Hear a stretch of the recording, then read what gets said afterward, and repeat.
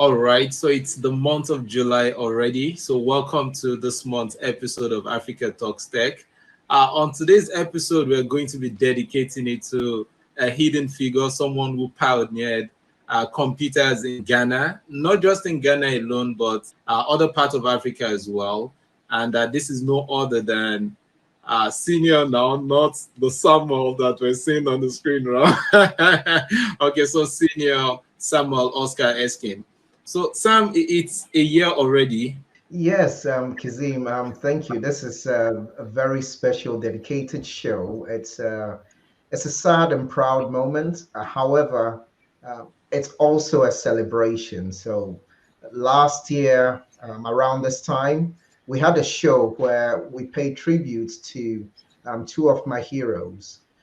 One of them, very, very important person, my father. Um, he passed away last year, but what I haven't had the opportunity to do, which I would love to do now, is actually talk about his contribution to tech in Africa, specifically in Ghana and a number of West African countries, Okay, okay, particularly get in it. Ghana and a number of West African countries. Before we delve into that, Sam, do you have any plans? What are your plans of also returning to Ghana to build on what your dad, the very pronounced work that your dad has done in Ghana and Africa as a whole? Well, I've been teasing on this show for quite a long time that I would eventually end up there. I'm doing it virtually. So, first and foremost, I have to acknowledge that those are shoes I will never ever be able to fill. I don't think anybody can. But they are footsteps I can walk in because he left giant footprints in there. So before I give you a specific answer to that one, Kazim, right? I want to tell you a little bit more about the shoes that left those footprints and the person that was in those shoes. So Well, can we do that? we're very much eager to learn about him, Sam. So what are you going to be telling us about him today, Sam? Well, at top level, well, my father, he started his career in the merchant navy. So he left Ghana, I think it was in the late 60s or mid 60s. I wasn't born yet, so please don't fact check me. And he's also one of those pioneers that predated Wikipedia. So we can write in there. So this is from my recollection as a child. So he went back to Ghana in the mid 70s. Previously, he was working for an organization called ICL, which was International Computers Limited. And he was the original sales and marketing executive. In the late 70s, he established the first indigenous private computer company in Ghana, catering to not just Ghana, but also extending into other parts of West Africa. He very quickly pivoted to creating a training institution because though the computers were being sold out there, the literacy and access to education on um, how to use that technology was still limited. So he created a computer training institute. So it was a two-pronged um, operation.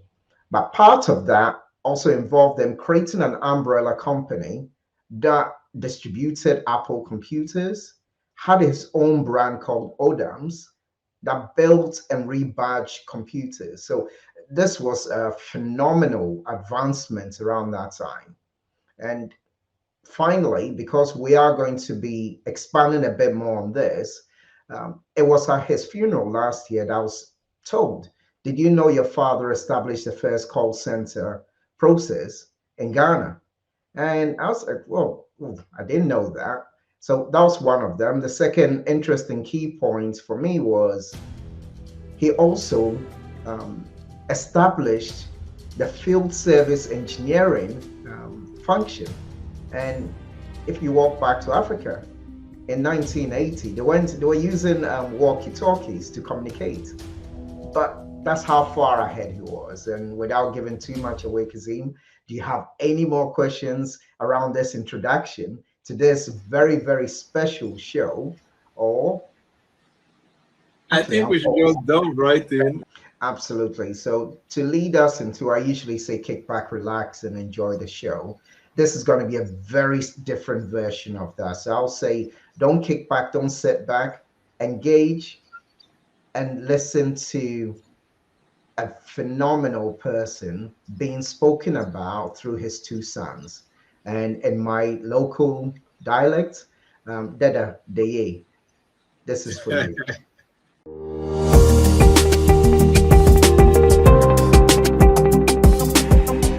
You're welcome to this month's episode of Africa Talks Tech. On today's episode, we're going to be paying tribute and celebrating a person of importance who really contributed a lot to the development of computers and tech in Ghana, and is no other than Samuel Oscar Erskine.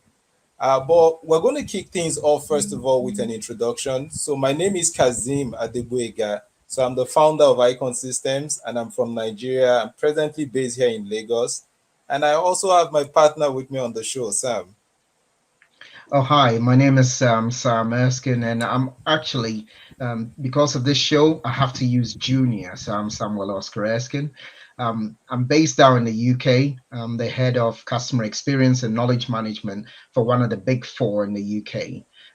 And I'm looking forward to actually playing a different role on this show because in this show, Kazim, I'm going to be one of those that you interview, and it's really excited to introduce a guest that is none other than my older brother. He's going to say he looks younger, but for the purpose of the tape, please humor him and say he does look younger.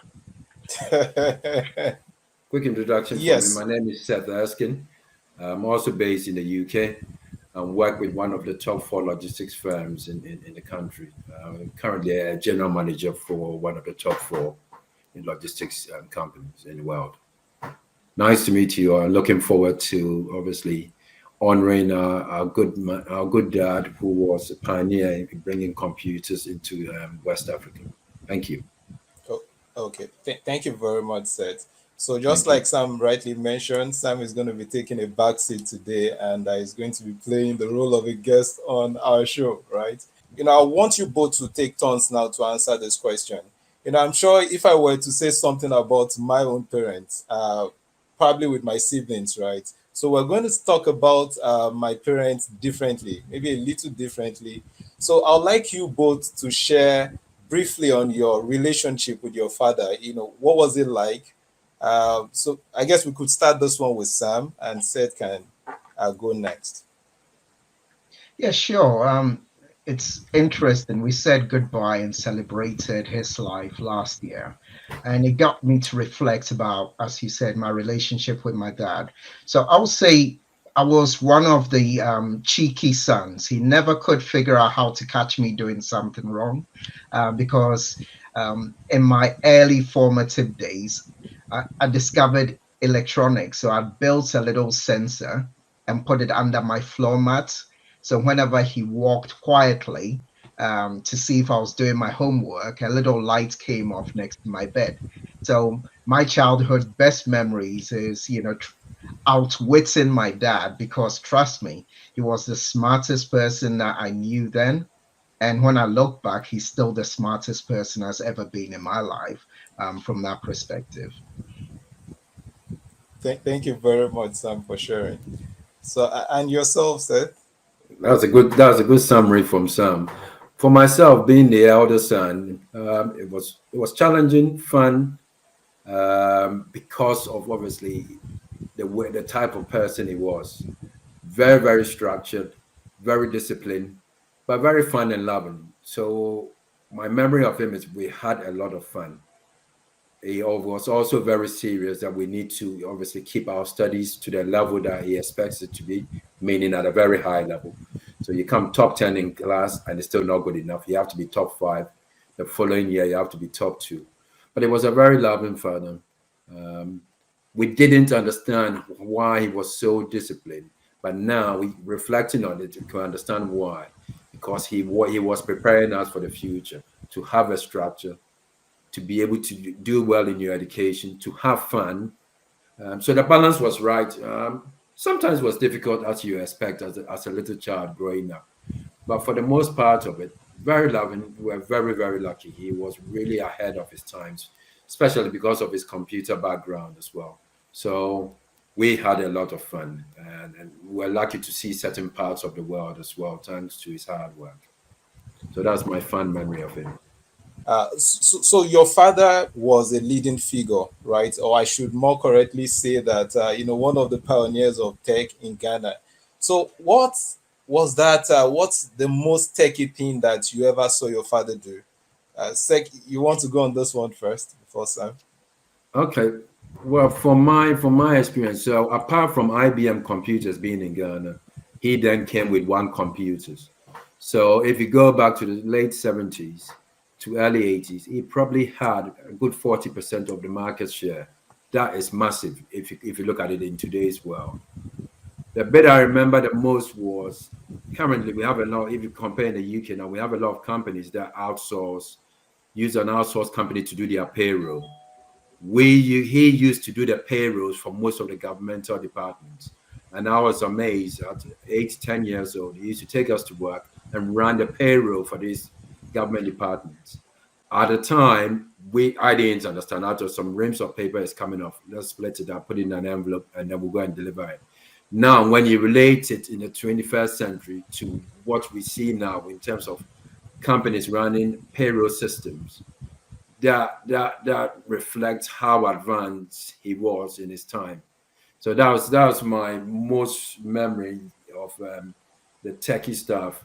Also, he had an engineering department that we have a call center in the engineering department. So most people didn't have computers then. So you're talking about the servers in most of these big organizations. So we have to have trained engineers to go and service them. And you see in this massive mainframe systems that currently, most big companies use in the world now that we saw at the time. So he was really ahead of his time. That's my memory when it comes to the tech side of it. I'm sure Sam has got something to add to this since he was an engineer. Well, Okay, Sam. it was a great segue. I go into tech, and actually, the biggest tech thing I remember Seth touched on is my first computer job was actually as a field service engineer, and the first tech memory of my dad was, we went to the office, and he used to leave us with his secretaries or the school teachers that were there because he had a training school as well, and to keep me out of trouble because I was very inquisitive. He told one of his engineers to look after me, but I noticed the door on the side and I walked through it. And that was my first experience of African winter, or should I say, a very cold air conditioned room. So my dad was in there messing with the motherboards at the time. And I was just standing behind him, just trying to figure out what it was. Just as I was about to touch something, he goes, if you touch that, that's $500,000. I was like, okay. So that was my first tech memory of, my dad actually teaching me about when you had a circuit breaker in the server room. If you actually flick the switch, it broke the circuit, which was, Seth will be a witness to this because he used to be in the marketing department. Those computer parts were not cheap. And he Definitely. used to handle them personally for that very reason. So that's the techiest thing I saw in those days. So building on that one, so this one is for you, Sam. You are into tech yourself, and I believe you've recorded a lot of success in the tech space already. So I want to ask, is all of what we know and love about Sam as a result of your father's influence? So tell us how much really does your father's influence your inclination into tech? It's a fabulous question, Kazim, and I think Seth covered it at the beginning of it. At the time, I didn't know. And even a few years ago, if you'd asked me this question, I would have probably given you a different answer. But before this show, I sat back and reflected. And when I was about 12 years old, shortly after we'd lost our dear mum, my dad won an award. It was the Young Achievers Award, which meant that he actually got invited to go to Orlando That was our first experience in Disneyland. Reason why I'm saying this is now I know why I have a love for conferences, right? And why I wanted to have an award. The next bit is also, like I said, hanging with my dad's engineers. I actually thought I was going to be a doctor. That's what my dad wanted us to be. He just said, don't do anything I do. And look at where we are now. But those engineers made computers fun because I remember they had the dumb terminals and you had the VDU and keyboard in one, but the wiring from it was the best conductor. And I almost touched the back of one, and they were like, don't do that because it's still got the electrical charge. So that kind of like influenced my love of gadgets. But the other part that I suppose is not so techy, I've been accused of always dressing smart, but nobody's seen Seth dress before. But that was my dad's influence. He was immaculate. Pierre Cardin shoes, his shirts had his initials on it.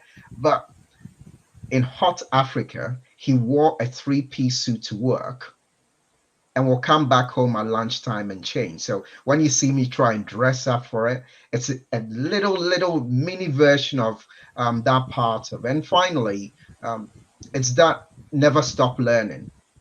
Because 2 years ago when I went to see him, I had this Intel Nook, which is like, those small next generation computers. Well, let's just say that after that visit to Ghana, I didn't come back with any of my gadgets. My dad took them all, right? So that's what that relationship was like. That's what's driven me to always want to challenge myself to be better and push myself to be compassionate, inventive, and always make it fun as well with whatever I do. Thank you very much, Sam. So we're going to wrap up with this one now. So, and I'll love you both to answer it, right? So Okay. what aspect of tech here do you think your father would enjoy the most? Would it be AI, immersed technology? What is it? Seth, you want to go first on this one? I think I'll go first, and I'll leave some to wrap up the more technical side of it. Currently, you mentioned Yeah. you mentioned AI. He would definitely love to play a key part in that, especially in the medical side of it, in terms of robotic surgery and things like that. He'll be very very happy to get involved like that. If you take UK, we have an NHS app that you can download and has all your records. He would definitely like to have something like that within the African countries. Also, I think the other aspect would be to do with data analysis. People writing SQLs so that we can improve on our respective productivities and KPIs. Definitely, will be very very key with that. And the third part is I think currently most of us use Zoom and Teams to communicate. He loves stuff to online. So the world is changing now with a lot of people working from home, different countries. That will be an area we would definitely like to improve within the African countries. So even though the internet is quite popular now within the African countries, there are still problems with it, as we all know. And it would definitely these are the three areas I know. If he was 40 years old now, he would like to really get involved to expand on that. And probably fourthly, just the banks. So now within the African countries, there's still a lot of the banks that still handwrite stuff in notebooks. He would definitely do away with that and create more jobs. So people panic if we put technology in, we won't have work. But the technology, he would like to put the technology in to help people work smarter and then create more jobs. So these are the four areas from my perspective, with my business background, knowing that he would definitely like to play a part and influence. I'll Thank leave you some very to be much. on the techie side of it. Okay, but just before you answer, before you go ahead, Sam, Yes. you don't think you need to come back to Ghana, Sam, to go and build up, to go and build on what? Oh, definitely. I mean, my dad was an educationalist, and I shared on a previous show that my mom's nickname for me was Prof.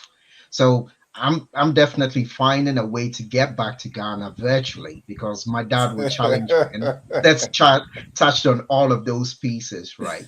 That hybrid working, some of the guests that we've had around blockchain, and what I would say is that my dad could monetize anything. we talk about him in a tech context, and Seth will tell you this. He made badges for schools. He had a water works program. So what I'll say is that if he was around today, he would leverage the opportunities we have today with the internet, because as his field service engineers, I work with them. They had walkie talkies. So where we are today, I'm talking to you in Nigeria, sets in another part of the UK. To me, this is a massive leap that he would like Africa to take that journey, because he educated not just Ghanaians, but a whole raft of Africans and others. So to me, if he were here today, he would definitely be driving the use of blockchain in terms of using it to drive sustainability. We spoke to Marlon Parker in our last show about social entrepreneurship. I would like to believe that he would definitely champion that and expand on it. But the one thing I do know that it's a little bit emotional for me is that he would have loved to have been on this show to tell his own story. And we hope that, in speaking to you today, we've given you a slight segment of it. And we're hoping that in future shows, we'll find other people that can speak on his behalf. But this is 1 year since he went. We celebrate. So my older brother has told me he'll leave the last word to me. But as a true Ghanaian, I think I'll be in a lot of trouble if I turn up at his house and I don't let the elders speak last. So, Seth, I guess I'll leave you with the last word before Kazim wraps up. I think the last word from me is we've got to make sure his legacy lives on, not only in us as kids, but to his friends and the wider world, especially to our leaders. Is work together within the African continent and support each other, so that we grow the continent and be dependent on ourselves. He'll be looking down on us as we speak today and be very proud as to what we've achieved. But I think I will finish this message that thank you very much for inviting me on your show. Hopefully we'll get an opportunity to do something else and talk more about Samuel Oscar Erskine and the impact he had, not only in Ghana. He had offices in Nigeria, Togo, Benin. So he also dealt it in Apple computers. If you remember some Apple IIc, you guys can Google it afterwards and you see, I think came out in 1977 or 79. We had that in our homes in the early 80s. So this man was really, really ahead of his time. And we are very, very grateful for what he did for us in terms of our education and the support he gave to Ghana, Nigeria, Benin, Togo, Zimbabwe also included. So that is the note I'll end on. Thank you very much. And I hope we'll meet again soon. Yes, definitely. Thank you very much. And before we wrap up, Seth mentioned Wang. Sam, you want to touch on that briefly? For those wondering, what is Wang all about? Yeah, so Wang was one of the leading computers in terms of like mini computers and the iteration before the personal computer. If you research Wang today, got absorbed by another company called Getronics. Ironically, I ended up working for a company, that same company. So Wang Computers was one of the first major players in the post-mainframe era, but they didn't evolve like other computer companies did, or they got absorbed. So Wang Computers was one of the pioneering worldwide computer companies. I think the founder was Dr. An Wang, and I actually met him in Orlando at that conference. So it's a minor claim to fame. But yeah, that's the background of Wang Computers. Okay. Thank you very much, Seth and Sam, for your time on today's episode of Africa Talks Tech. So here is where we're going to be drawing the curtain on this episode. This special episode that we've dedicated to a very great man who left us about a year ago. And, I mentioned he's contributed a whole lot to the development of computers and tech in Ghana and Africa as a whole. The person of Mr. Samuel Oscar Erskine. So thank you very much for watching again. Please, you can have a rewatch of the previous episode on YouTube. So the channel again is Africa Talks Tech. And so from myself and my partner who is a guest on today's episode and Seth is a bye-bye now. I will catch you again next time. Thank you very much. See you Thank you. guys. Thank you. Take care. Yeah, bye-bye.